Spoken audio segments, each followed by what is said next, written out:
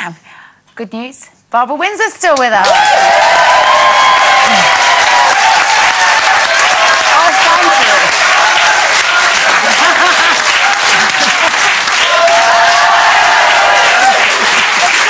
Now, it's interesting you did that because there's a piece in today's paper. Do you know the actress Gemma Arterton? Oh, she's fab. Yeah. She says that she's refusing to take on film work where she's just seen as a piece of ass. And this comes after she's seen in the latest film, Tamara Drew, wearing, I've got to say, an incredible pair of hot pants with an incredible ass. Why? It's strange that the film has had the most amazing reviews, and I do feel it's strange for her to say that, because she's done wonderful stuff. Tessa the D'Urbervilles. I went to see her in the theatre last year when it was Little Dog Laughing, and I think to do a bit of everything is great. Did it hurt you? You know, those carry-on films, the amazing bra scene?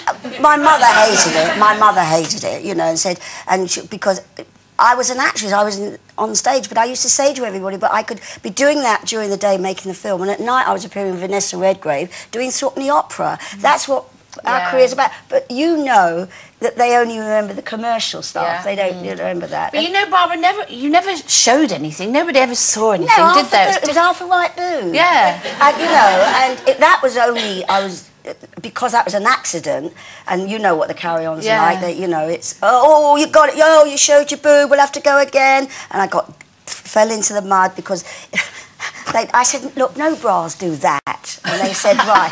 So anyway, so I said... During the carry-ons. Yeah, I know. So what they did was they got this old guy, he was retiring, because I said, because they'll see my boobs, and he said, and they put, it was a fishing rod with a hook, you see. So, so the first time he did it, it didn't work, so I fell into the mud, which was, as you know, it was in the heart of November, and it was in a muddy field, which they'd sprayed green and stuck leaves on trees, and I went in the mud, and he went, oh, she showed a boob, and look at her, oh, mop her up. That's what it was like. Oh, yeah, honestly. God bless Kenny, used to say, it's a disgrace. We're treated like a load of animals on this.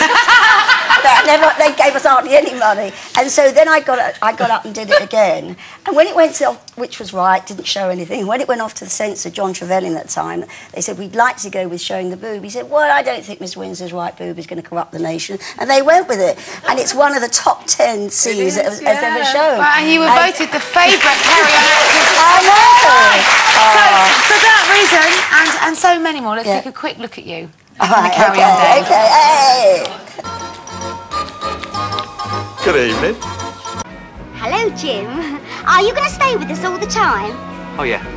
I'll go all the way. Oh, I bet you do. I love it.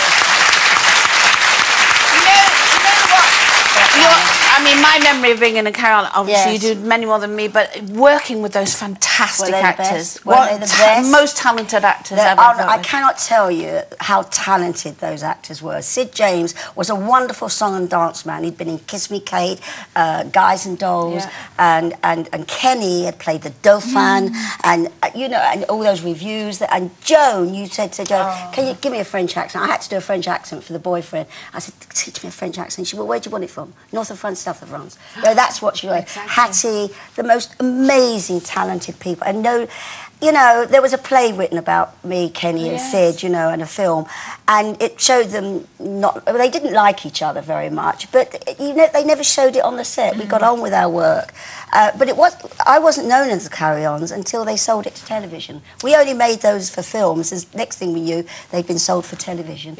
And suddenly I had a television series at the age of 50-odd, looking so young.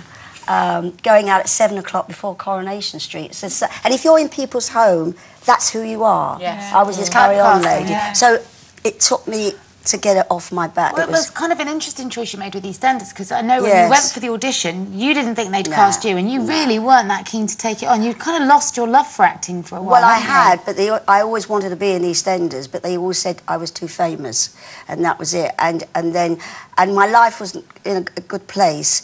And I was, I'm a singer, so I was going around the countryside doing my act. But what was #1 theatres were becoming #2s and #3s. And when I woke up one day in between shows, and it was snowing outside, and I had this old fur coat on me, and I just met Scott, and Scott said, this isn't good, I cannot believe it, you know.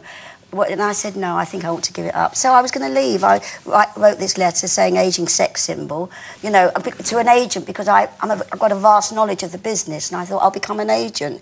But at the same time, my agent, Barry Burnett, wonderful, I'd only just gone with it 2 years before. He was a great friend. He said, I don't like what's happening to your career. Come on, I'm going to do something with it. And he couldn't get anything for me. And then suddenly one day he phoned and he said, do you want the good news or the bad news? Because I was up for What's My Line against June Whitfield.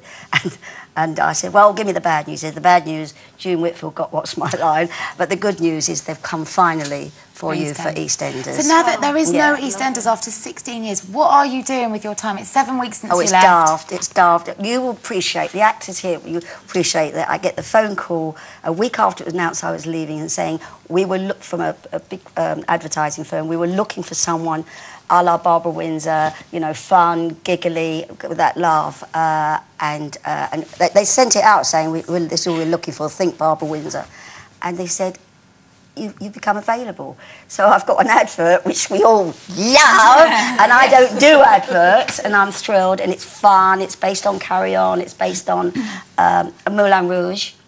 And we did it at Collins Music Hall, and it's you know, jackpot joy, I'm the queen of bingo, and it's me going, get your balls, come on ladies, get your balls. So it's all that. So it's lovely.